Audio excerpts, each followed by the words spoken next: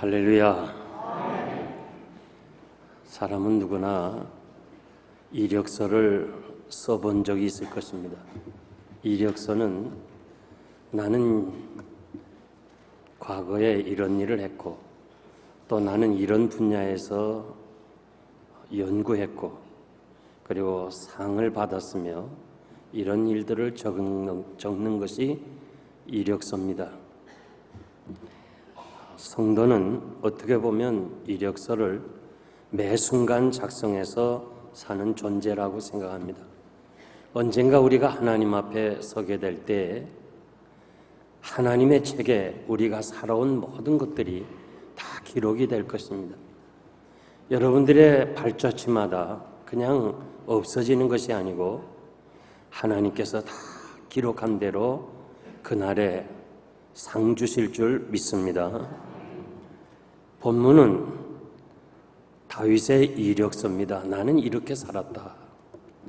1장에서 20장까지는 다윗을 중심으로 이스라엘이 왕정 초기 역사부터 시작해서 여러 가지 일어난 사건들을 기록했습니다.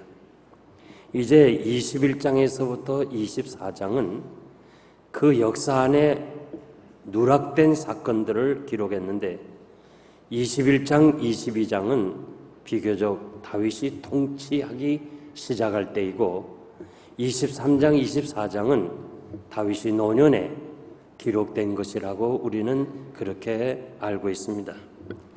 본문의 내용은 어쩌면 다윗이 임종이 가까운 때 지난 날을 회고하면서 나는 이렇게 살았습니다.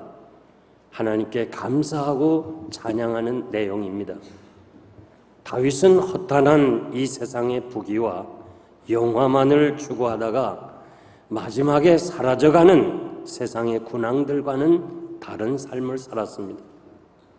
여러분들이 인생이 무엇을 추구하느냐에 따라 그 미래가 결정이 되는 것입니다. 사람은 죽음에 직면하게 될 때에 그제서야 지나온 날을 후회하게 되는 것입니다. 가만히 생각해 보면 중요하지 않는 일에 너무나 우리 자신을 그리고 우리 자신의 모든 정욕을 다 쏟았다는 것을 깨닫게 되고 후회할 때가 너무 많습니다.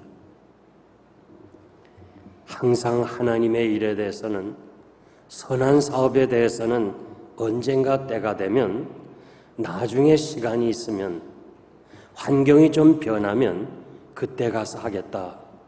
이렇게 미루다 보니까 마지막 임종 때에는 후회하는 그런 모습을 제가 여러 번 보았습니다.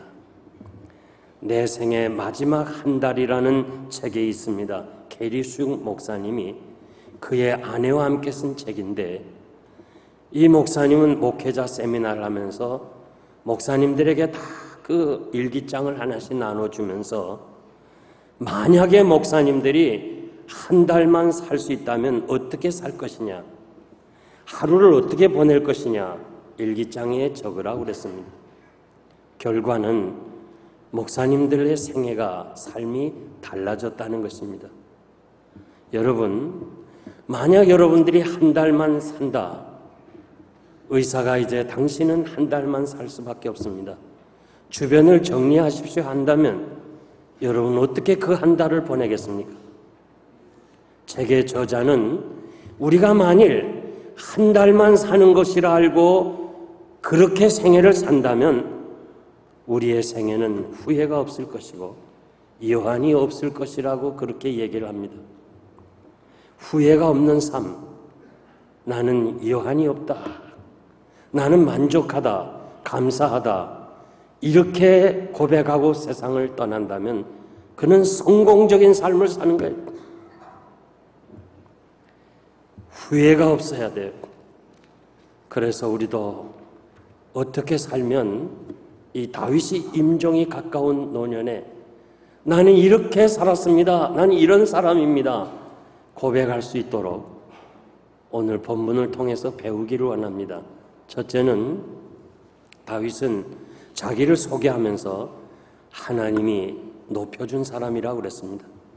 1절에 보면 다윗은 자신을 소개하면서 이새의 아들 다윗이 말하며 높이 올리운 자, 야곱의 하나님의 기름 부은 자, 이스라엘의 노래하는 자라고 그랬습니다. 하나님을 자신이 높여주었다고 그랬습니다. 우리가 아는 대로 다윗은 비천한 목동입니다. 공부한 적도 없고 다른 아무것도 모르는 사람입니다.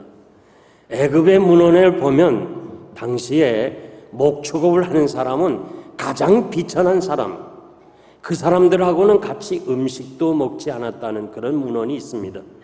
정말 그 당시의 사람들에 의해서는 여러 가지 자랑을 할 것이 없는 사람입니다. 야곱의 하나님께서 자기에게 기름을 부어주었다. 하나님이 자기를 높여주고 거룩하고 존귀하게 만들었다는 것입니다. 어떻게 살았기에 하나님이 그를 그렇게 높여주셨느냐? 사도행전 13장 22절 보니까 내가 이새의 아들을 다윗을 만나니 내 마음에 합한 사람이라. 하나님의 마음에 합한 사람이라는 말은 다윗 마음 속에 중심에 하나님을 향하여 있었다 그런 말이에요. 그는 비록 배운 거 없고 아는 거 없지만은 그 마음 중심이 하나님을 향하여 있었기 때문에 하나님이 그를 높여주었다는 말씀입니다. 그는 노래하는 자라고 그랬습니다. 사람을 위해 노래하는 것이 아니고 하나님을 찬양한 사람이라고 그랬습니다. 오늘 찬양대원 참 너무 은혜스럽게 찬양하셨는데 여러분들이 찬양할 때마다 사람을 대상으로 하는 거 아니에요. 하나님을 대상으로 찬양해야 하나님이 여러분의 찬양을 통해서 영광을 받으실 줄 믿습니다. 우리는 기도할 때나 찬양할 때나 항상 사람을 의식하고 할 때가 많아요. 우리는 하나님을 찬양. 다윗은 나는 하나님을 찬양하는 사람이라고 말씀하십니다. 사무엘상 2장 7절에 보면 하나님은 가난하게도 하시고 부하게도 하시고 높여주기도 하시고 낮추기도 하신다고 그랬습니다. 여러분들이 정말 높아지길 원하십니까? 사람들에게 인정받기를 원하십니까? 그렇다면 우리가 하나님을 높여야 될 줄 믿습니다. 다윗은 짝퉁 같은 인생입니다. 배운 것도 없고 아는 것도 없습니다.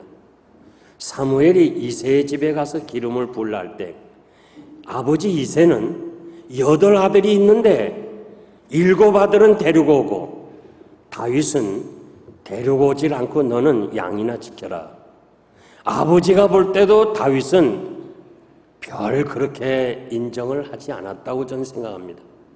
그리고 법궤가 예루살렘에 돌아올 때에 이 미갈이, 아내 미갈이 이 창문을 통해서 다윗이 춤추는 걸 보고 업신여겼더라. 마음속으로 저건 무식하구나, 무식한 행동이구나, 그렇게 이야기했다는 거예요. 제일 잘하는 사람이요, 가장 가까운 사람이에요. 여러분 나 잘 몰라요. 그러나 나를 제 아내가 잘 알아요. 여러분의 아내나 남편이 제일 잘 알아요. 그러니까 아내가 생각할 때도 다윗은 좀 무식한 사람이에요. 정말 짝퉁 같은 사람이에요. 그런데 하나님이 그를 명품으로 세워줬다고 말했어요. 어느 선교단체에서요, 그 선교단체가 갈라진 이유가 있는데 그 선교단체를 이끄는 목사님이 모든 게 다 명품이야. 내가 봐도 그래요. 구두부터 시작해서 양말, 양복, 넥타이, 심지어 손수건까지 전부 명품이야. 그래서 선교사들이 불평을 했어요. 우리에게 오는 거 행정비를 많이 떼어가지고 전부 목사님은 명품만 한다고. 그런데 이분 얘기가 명품이 아니면 인정을 못 받는데요. 사람들에게, 특히 외국 사람들한테 명품을 써야, 가지고 다녀야 인정을 받는다는 거예요. 이해가 되는 얘기입니다. 요즘 한국에서요, 명품은 가지고 다녀야지만은 사람 취급을 못 받아요. 그러니까 심지어 빚을 내서라도 명품을 가지고 다니고 없으면 짝퉁이라도 사야 돼요. 승용차를 타도요, 시시한 것 하면 호텔의 그 종업원도 무시해요. 그래서 요즘 한국에 있는 사람들, 또 이곳에 있는 사람들이 그저 먹지 않고 쓰지 않고 명품을 가지고 다녀요. 그리고 그걸 자랑해요. 근데 문제가 있어요. 문제가 사람이 짝퉁인데 명품 가지고 다닌다고 인정받겠어요? 정말 하는 일은 전혀 아닌데 전혀 인격적으로 부족하고 모자란 사람이 명품 가진다고 높아지겠어요? 사울은 교만하고 악하고 은혜를 모르는 인간 짝퉁인데 그가 성전을 기념하기 위해서 자기 이름을 내세우기 위해서 기념비를 세우고 나는 이런 사람이다 그렇게 자랑했지만 하나님이 그를 버리시고 다윗 왕을 세웠다고 말씀하십니다. 고라 일당과 압살롬, 아도니아, 느부갓네살 비롯해서 성경에서 많은 사람이 높아지려고 했어요. 스스로 높아지려고 했어요. 바람을 일으키면서 높아지려고 했어요. 그런데 하나님이 전부 낮추셨어요. 사람들에게 인정받고 존경받기를 원하십니까? 하나님이 높여줘야 될 줄 믿습니다. 마태복음 23장 12절 보면 누구든지 자기를 높이는 자는 낮아지고 자기를 낮추는 자는 높아지리라고 주께서 말씀하셨습니다. 어느 모임에 청함을 받거든 차라리 가서 제일 말석에 앉아 있으라. 그러면 너를 청한 주인이 와서 아이고 어떻게 이렇게 말석에 있습니까? 하고 상석으로 자리를 안내할 때 그때 비로소 모든 사람 앞에서 영광을 얻을 것이라고 그랬어요. 미리 가서 자기가 상석에 앉았다가 주인이 와서 미안하지만 말석으로 가라면 얼마나 부끄럽냐. 주께서 하신 말씀이에요.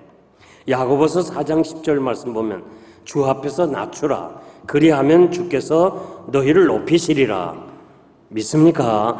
주께서 주 앞에서 하나님의 면전 앞에서 자기를 낮추라는 거예요. 오직 하나님의 능하신 손 아래 겸손하라. 때가 되면 너희를 높이시리라.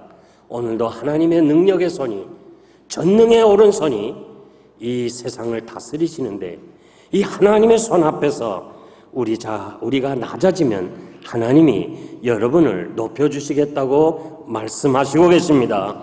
오직 겸손한 마음으로 각각 자기보다 남을 낮게 여기고 각각 자기 일을 돌아볼 뿐더러 각각 다른 사람들의 일을 돌아보아 나의 기쁨을 충만케 하라.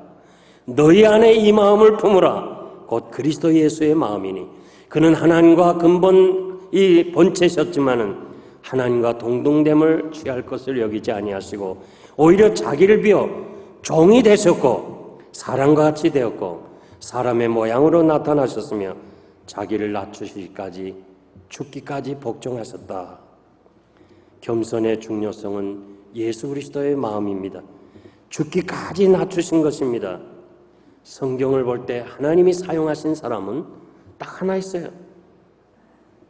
자기 자신이 항상 겸손한 사람, 낮아진 사람을 사용했어요.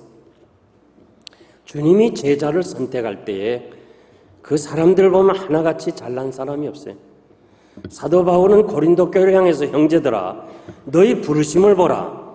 너희 지금 불러있는 그 성도들 한번 보라 이거예요. 지혜 있는 자 그리고 능한 자, 문벌 좋은 자가 많지 아니하다. 하나님은 세상에 미련한 자, 약한 자, 천대받는 자, 멸시받는 자, 자랑이 없는 자를 선택하여 사용하신다.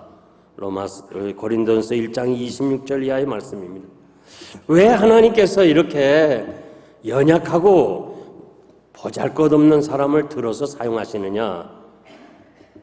교만하지 않도록 그리고 항상 하나님 의지하고 살도록 그렇게 하기 위해서 하나님은 그런 자를 쓰신다고 그랬습니다. 여러분, 우리가 언젠가 임종이 가까웠을 때 하나님이 나를 높여주었습니다. 정말 여한이 없습니다. 감사합니다. 이렇게 고백하기를 원한다면 지금부터 낮추세요. 지금부터 겸손하세요. 지금부터 하나님을 찬양하세요. 반드시 여러분의 삶을 하나님이 높여주실 줄 믿습니다. 두 번째, 성령의 지배를 받고 산 사람입니다. 2절에 보니까 여호와의 신이 나를 빙자하여 말씀하시며 그 말씀이 내 혀에 있도다. 신이 나를 빙자하였다. 이 말은 내 안에 말씀이 있다 그런 말이에요. 그 말씀이 내 혀에 있다고 그랬어요. 자신의 노래가 자신의 감정이나 생각을 표현한 것이 아니라 여호와의 신 곧 성령께서 자신의 혀를 친히 주관하신 것이라고 고백합니다. 지금 우리가 시편을 읽습니다. 시편은 하나님을 찬양한 내용인데 이 시편이 다윗이 거의 썼습니다. 그런데 다윗이 뭐라고 말해요? 내가 지식으로 쓴 것이 아니라 성령이 내 혀를 주장하시고 내 안에 말씀으로 역사해서 내가 시편을 기록했다는 거예요. 성경은 성령의 감동으로 된 줄 믿습니다. 이사야 34장 16절 말씀 보면 너희는 여호와의 책을 자세히 보라는 거예요. 거기 보면 하나도 빠진 것이 없고 하나도 그 짝이 없는 것이 없다는 겁니다. 이것은 여호와의 입이 이를 명하셨고 그의 신이 이것들을 모으셨다고 그랬어요. 디모데후서 3장 16절 말씀 보면 모든 성경은 하나님의 감동으로 되었고 교훈과 책망과 바르게 함과 의로 교육하기에 유익하다고 그랬습니다. 성경 66권은 1500년이나 되는 긴 시간 동안에 40여 명이 성경을 이렇게 기록하게 되었는데 한번 생각해 보세요. 1500년이라는 기나긴 세월에 그 세월 따라 환경이 다르고 배운 것이 다르고 여러 가지 다른 사람들이 기록을 했는데 성경책을 보면 창세기서부터 계시록까지 마치 한 목적을 향하여 흐르는 물처럼 가고 있는 것은 이것은 하나님이 지으셨고 하나님께서 만드셨고 하나님께서 강하게 역사하셔서 오류가 없이 기록된 말씀이라는 것을 우리가 믿을 수가 있는 것입니다. 오늘도 세상의 많은 사람들이 이 성경책의 권위를 내리기 위해서 이 성경은 오류가 있다는 사실을 전하기 위해서 무던히 애를 쓴 사람이 많아요. 지금도 무신론자들은 이 성경의 권위를 내리기 위해서 밤낮으로 연구하고 노력하는데 한 사람도 성경의 권위를 내릴 사람이 없는 거예요. 여러분들이 아마 대부분 보셨지만은 배너라고 하는 작품, 저도 고등학교 시절에 본 적이 있는데요. 이 배너의 작자인 루 월리스라는 사람은 무신론자예요.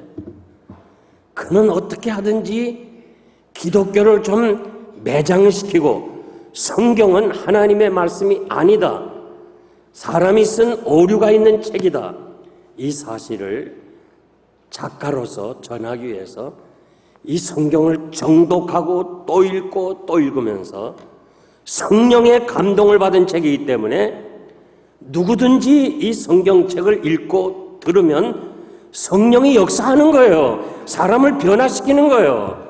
그래서 그는 자기 붓을 꺾고 하나님이 살아계시다, 하나님의 말씀이다, 이 사실을 전한 것이 바로 배너라는 작품입니다.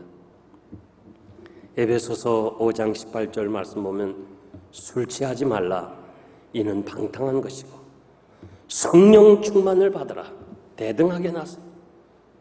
왜 이렇게 성령 충만을 술 취하는 것으로 같이 놓았습니까? 지배하는 면이 같다는 거예요. 술이 들어가면 사람이 변화돼요. 술이 지배하는 거예요. 성령의 지배를 받는 사람은 달라요. 변화되는 거예요. 내가 어떤 사람을 미워한다고 합시다. 내 의지로 그를 사랑할 수가 없어요. 자꾸 미워지는 거 어떻게 해요? 그런데 성령이 지배를 받으면요, 미워지질 않아요. 오히려 불쌍해져요. 사랑스러워져요. 아멘입니까? 그런 것을 우리가 체험해야 돼요. 육으로 살면 망한다고 그랬어요. 여러분들이 예수 믿는다 하면서 세상 사람들처럼 내 생각과 내 지식으로 판단하고 살면 망하는 거고, 성령의 지배를 받고 살면 영원히 살리라고 그랬습니다. 그러면 성령의 지배를 받은 사람은 하나님의 아들이라고 그랬습니다. 어떻게 해야 성령의 충만함을 받을 수 있습니까? 다윗은 말씀이 내 안에 있고 내 혀에 있다고 그랬어요. 여러분, 우리 안에 무엇이 있는지 우리가 어떻게 알아요? 여러분 속에 무엇이 있는지 어떻게 알아요? 아는 방법이 하나 있어요. 혀를 통해서 나와요. 이 세상의 것으로 가득 찬 사람은요, 말하는 때마다 세상 것이 나와요. 어떻게 그건 숨길 수가 없어요. 그런데 우리 안에 말씀이 있는 사람은요, 말씀이 나오는 거예요. 성령은 언제 역사하느냐? 말씀을 통해서 역사하는 거예요. 말씀이 전파될 때 성령이 같이 역사하는 거예요. 그러므로 여러분 안에 하나님의 말씀으로 충만하기를 바랍니다. 내 안에 말씀이 충만할 때요, 우리는 정말 누구나 대하든지 간에 사람을 변화시키고 새로워지는 거예요. 목사가 되고 장로가 되고 신학 박사가 되니 그게 중요한 거 아니에요. 여러분 마음속에 무엇이 있어요? 말씀이 우리 안에 있어야 돼요. 그럴 때 우리 안에 있는 말씀이 혀를 통해서 나오는 거예요. 우리는 크리스마스 추리를 봐요. 그 크리스마스 추리에 온갖 열매가 다 달려 있어요. 그런데 그건 장식용이지 사람을 변화시키는 건 아니에요. 크리스마스 추리 보고 변화받은 사람 있어요? 아름답다고 인정하지만은 변화는 안 돼요. 그러나 우리 마음속에 성령의 지배를 받을 때 우리가 입으로 성령의 열매가 나오는 거예요. 이 성령의 열매가 사람을 변화시키는 거예요. 여러분의 삶이 진실로 성령의 지배를 받고 사는, 그래서 훗날에 내가 하나님 앞에서 참 후회가 없는 그런 복된 삶이 되기를 바랍니다. 마지막 세 번째는 하나님을 경외하는 사람입니다. 3절에 보니까 이스라엘의 하나님이 말씀하시는 거예요.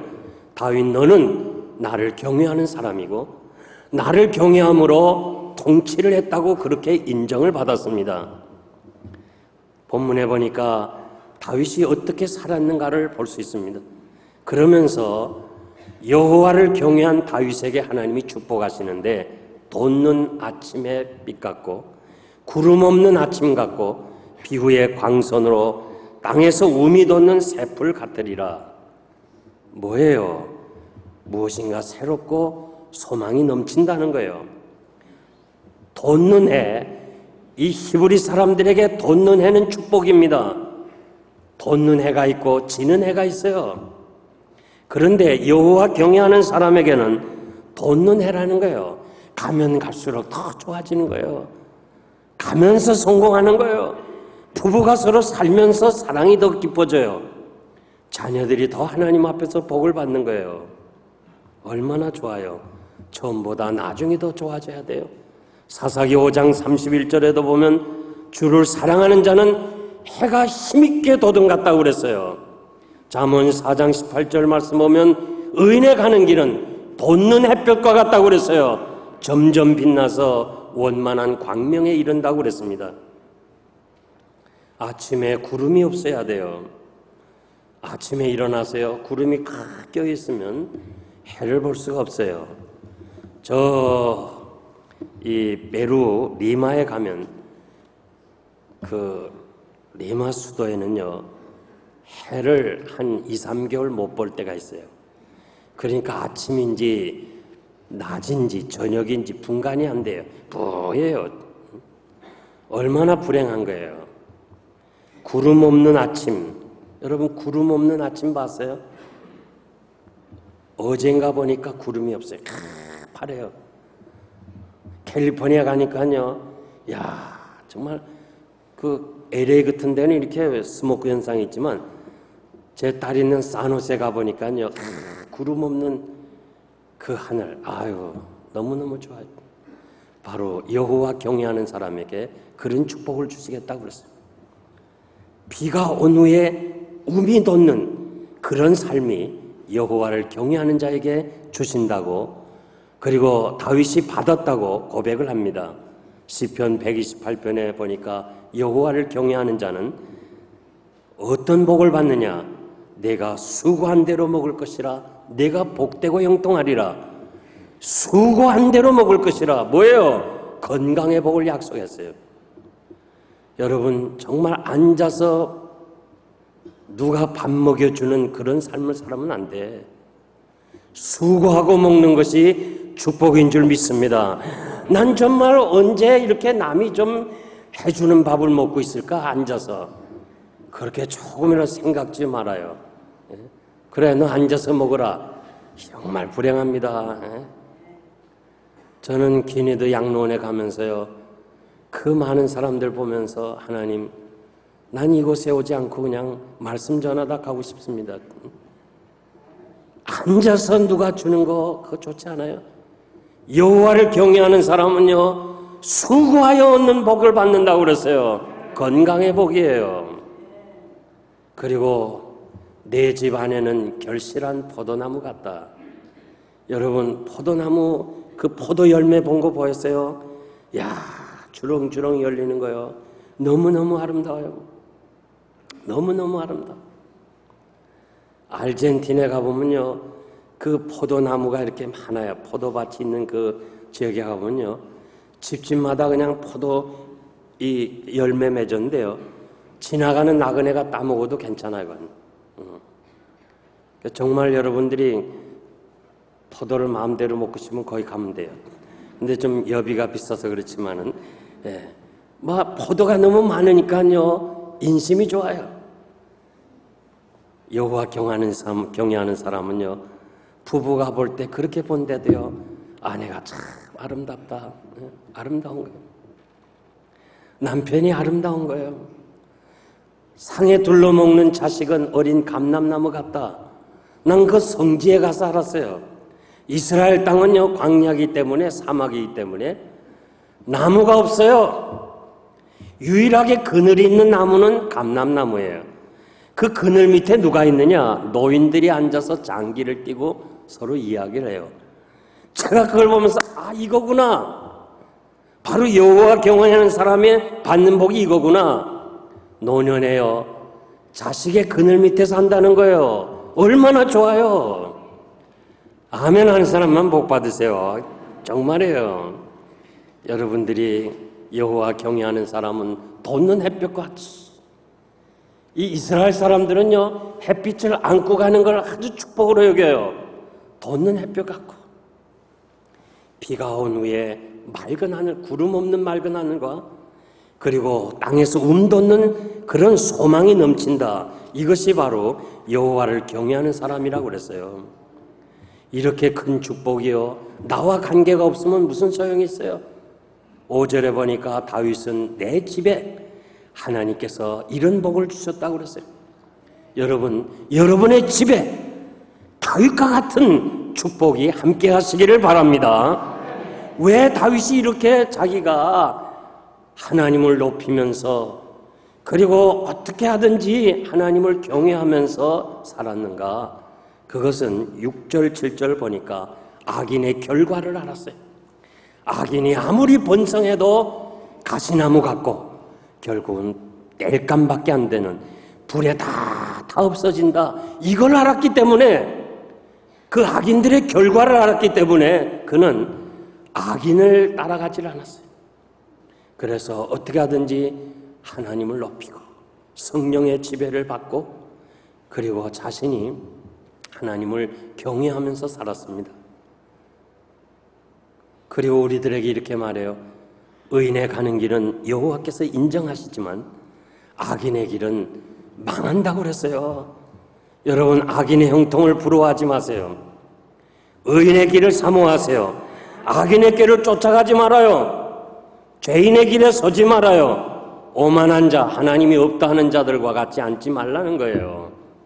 우리는 오직 여호와를 앙망하면서 하나님을 경외함으로 여러분의 삶이 돋는 햇볕과 같고, 그리고 여러분의 자녀들과 가정이 하나님 앞에서 복을 받으시기를 바랍니다.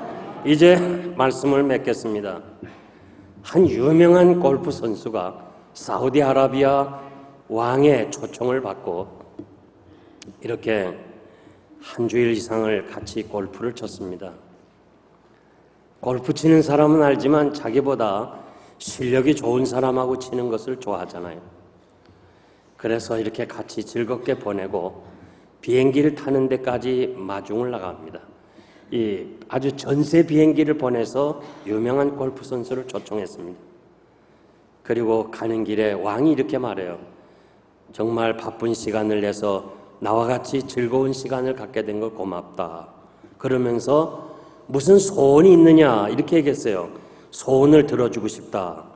그럴 때 이 골퍼는 이렇게 말해요. 아니요, 왕과 같은 사람하고 지낸 것을 너무 감사합니다. 난 그것만으로도 자랑스럽고 평생을 잊을 수 없습니다. 난 아무 소원이 없습니다.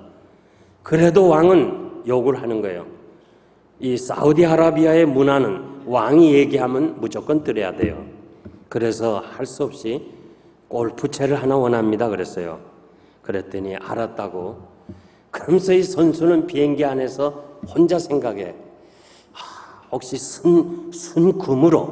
금으로 만든 골프채를 하나 줄까? 아니면 다이아몬드를 박아가지고 이 골프채를 하나 보내줄까? 그냥 온갖 생각을 하면서 날마다 배달부를 기다렸어. 그런데 오질 않고 어느 날 편지가 하나 왔어. 아주 실망했어. 야, 골프채를 기다렸는데 편지가 뭐냐? 그러면서 편지를 뜯어보니까 골프채가 아니라 미국의 골프장을 하나 선물로 줬어. 지금 사우디는 얼마나 돈이 많아, 현찰이. 그래서 이 사람은 골프채를 원했지만 골프장을 받았다는 거예요. 세상의 왕도 원하는 소원 이상으로 주는데 지금 다윗이 뭐라고 그래요? 여호와를 높인 사람, 성령의 지배를 받고 사는 사람, 하나님을 경외하는 사람에게 어찌 소원을 이루어주지 않을까? 오늘 말씀이에요. 그런 소원을 다 이루었다는 거예요. 그래서 노년에 뭐라고 그래요? 여호와가 나의 목자시니 내게 부족함이 없습니다. 나는 아무 소원이 없다는 거예요. 나는 아무 소원이 없습니다. 하나님이 나를 다 축복으로 인도해 주었습니다. 여러분 소원이 뭐예요? 여러분 무슨 소원이 있어요? 무슨 소원이 있길래 그렇게 이른 아침부터 밤늦게까지 수고해요? 무슨 소원이 있길래 하나님의 일하는 것보다, 섬기는 것보다 그렇게 많은 시간을 어디다 어떻게 사용해요? 무슨 소원이에요? 여러분의 소원을 이루는 길은 하나님을 높이는 거예요. 하나님을 높인 사람 치고 낮아진 사람 있어요? 하나님을 높인 사람 치고 낮아진 사람 없어요. 여러분, 진정으로 왕이신 하나님이여 내가 주를 높입니다. 이렇게 살아간다면 하나님이 여러분을 높여주실 줄 믿습니다. 하나님의 말씀이 여러분 심령 속에 있기를 바랍니다. 우리 안에 온갖 죄악의 이런 정력적인 것으로 가득 차면 안 돼요. 하나님의 말씀이 여러분 안에 있어야 돼요. 말씀을 읽고 듣는 걸 좋아해야 돼요.